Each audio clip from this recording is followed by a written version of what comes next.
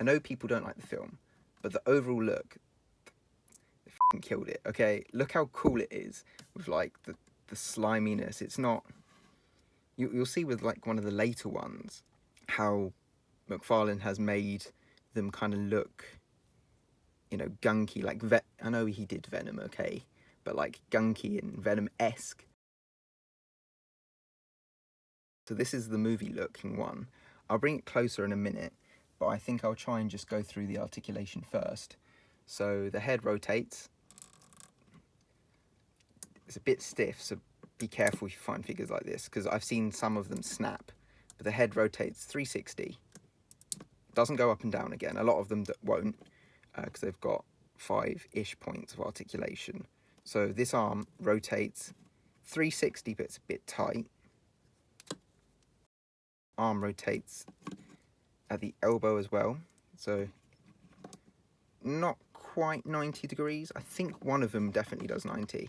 Yeah, this one definitely does 90. But the other one, where you, like the arm spikes are sculpted and the kind of where the red pouch area should be is limiting it this side. And then both hands rotate, which is pretty cool. You can get him to be doing punching.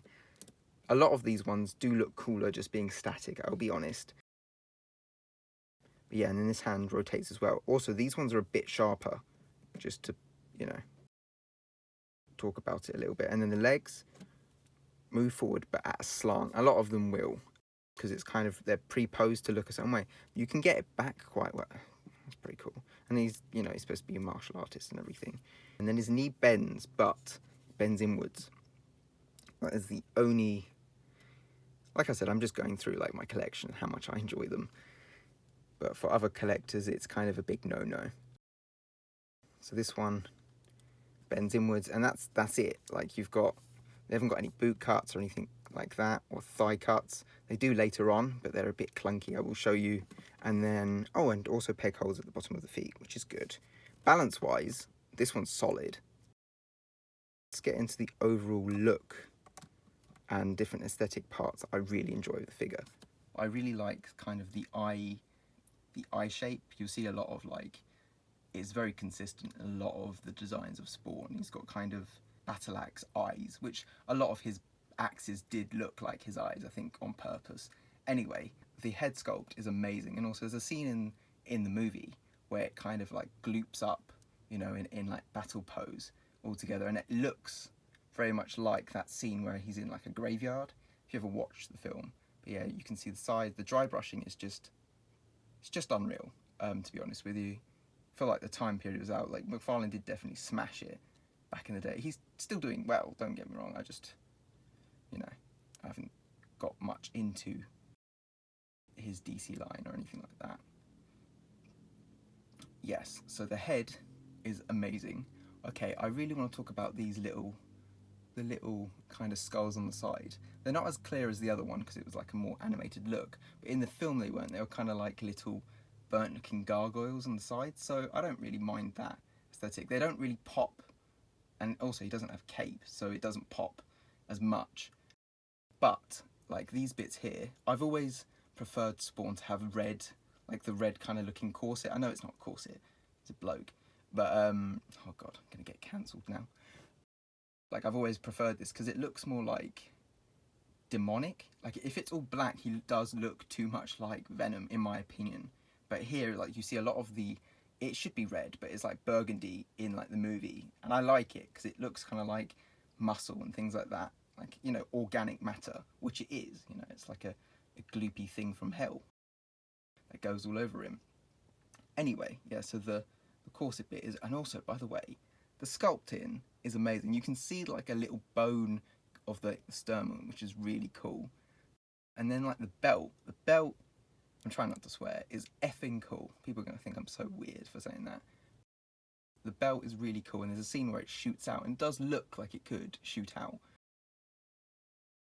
It's really sculpted. It does end on the back, like it doesn't go all the way around, sadly, but you know, it's still nice. I quite like it. Oh yeah, by the way, I didn't really show the back. Do like a 360 shot. Yeah, you get all the back detail. Look at that. So that's that. And then like his legs kind of, a lot of the details aren't as like full on at the back. Why would you? But most of it is like, you know, 270 degrees of the figure, it's covered. So these spikes are amazing. They look great all the way through, and all of them are like individually kind of sculpted. They don't look like they've all just been like made once and put all over. It doesn't look like it's been 3D printed or anything. Well, of course it wouldn't be, you know. These spikes here are great. You know, a bit Wolverine-y, but I love them. I don't have any of the accessories, but I think a gun would go in there. It's very weird that it's square, but I know like it's better for them to have tighter grip than no grip.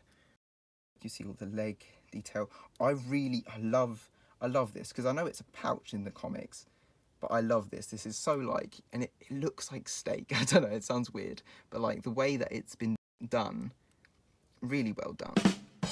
And of course, he doesn't really have boots in the comics anyway. He just goes down to like very subtle looking feet, kind of like Spider-Man feet.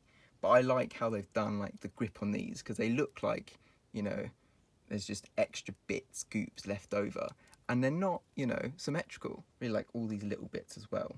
Peg holes at the bottom. Love this figure. Really, really love this figure. Look at the neck. I know the other one had like neck showing. It's just like something just so grotesque about it. Okay, moving on to the like unmasked variant of the figure. As you can see, it's like quite different. A lot of the same like base. Also, this one is kind of weird because the leg is warped. Because it's not like really soft plastic, I don't think I can like fix it. So when you buy these ones, though the other one is, I said it was really sturdy, this one, though it's the same base, and like every figure is kind of unique, very temperamental because you have to balance it. Overall, like the same look. This one has like a weird thumb.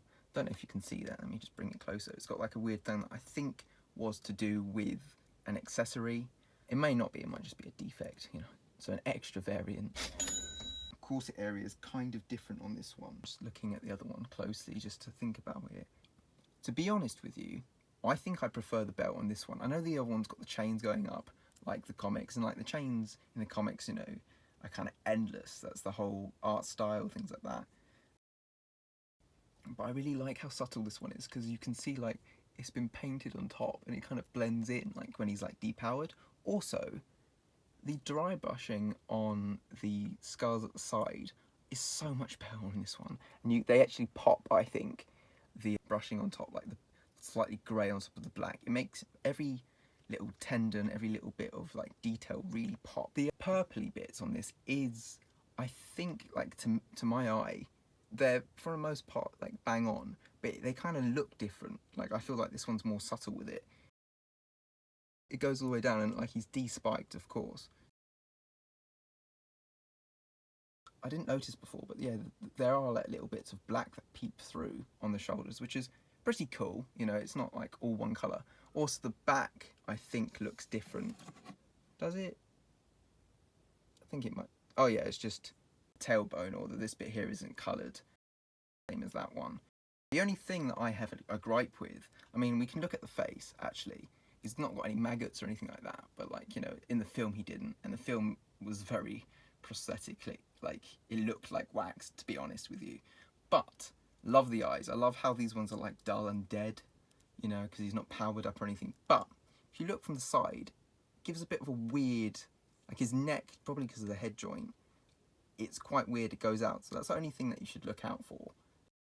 I have seen loads of figures of these where they've been glued back on, so it might just be very easy to snap because of the neck joint.